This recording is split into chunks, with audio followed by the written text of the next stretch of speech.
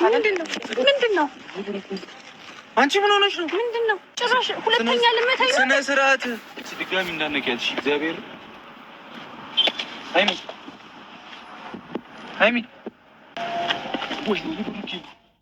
والله لازم فيديو غيارة أكمنا أرسلي أكمنا تدقامل دراما تو بيكا وقارب بينا أرسل فيديو غيارة dubartiin dhufte hundi siyaakii mujaarata akka olkaasti yoo dhuftan diraamaa hojjechuu dhuftan keessan seera keessan diraamaa hojjedhaa ba'a. Assalaamu alaikum warahmatullahi wabarakatuh. Baleeyyan kee qaqqaaliwwan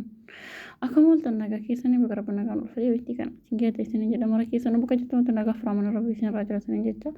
dhugaa rabbi dubbacha viidiyoon guyyaa irra baay'ee na aarse wallahi billaahi jira lammanatu na aarse ayimitti illee burukeetti illee na aarse wallahi billaahi jechuudha.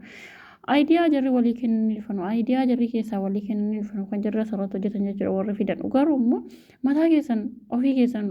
erga of kabaja ofiitti kennitanii kaatanii booddee kan jarri namni bakkee dhufe isin kabaju jechuudha.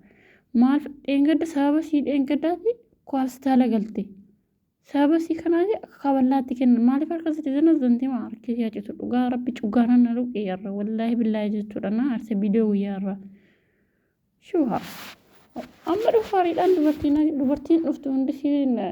bakka namatti zanazanti yoo dhufama ta'e viidiyoo ta'e ko viidiyoodhaa dhuftanii seeraan hojjedhaa ba'a bakka yoo keessaan boonasii walitti hirreetan boonasii keessaan sirriitti keessaan fitadhaa bakka akkamiin karaarratti walitti agarsiisanii nu soomani nurkatti hin balleessinaa dhugaa rabbii dubbachuu ofii soomni keessa yoo seen nurkatti hin balleessinaa wallaahi billaahi na aarse viidiyoo guyyaa irraa ishi ayimiin keessaan jecha naan jettee jedhee tan burukee wafa ayimii waama jette ishi ayimiin nuftee salaamiin hin jiru taragaagaanii waliin naasaan adafaan nagaa booda ka wal qabu dhagan achi booda ka wallaa walitti kennu dhagan shudaadoo kafalattanii yaanii sadeen adda adda kafalachuu dhuftanii an yooma inni irratti faradaan dhugaa rabbii indoo mucattii si kanatti faraduu min ta'u jara kanatti faraduudha jara kana lammanitti jara ijoollee fidaara nutti dhugaa dubbachuu siitu waan faraduun qabu jaratu fide isatti beektisiin gara miidiyaa illee odeessiin nama saddeman odeessiin nama arrabsan jedhan walitti deebanii wal qaballaa walitti acaalu uumaa hundaaf fuula keerno baggoodhaa fi gara bariitti kaayirii ta'ee deebi'a ayimii manatti hin deebiti kana booddee burukee fuudhee manatti gala bakka yaa'u nama diraamaan jira maaluma koo cuggaaraan nuqube wallahi billahi cuggaaraan nuqubate har'a wallahi billahi mataan nuqube yeroo balqabaa na aarse jennaan jechuudha.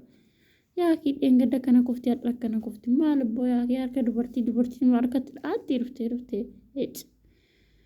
hafe hunda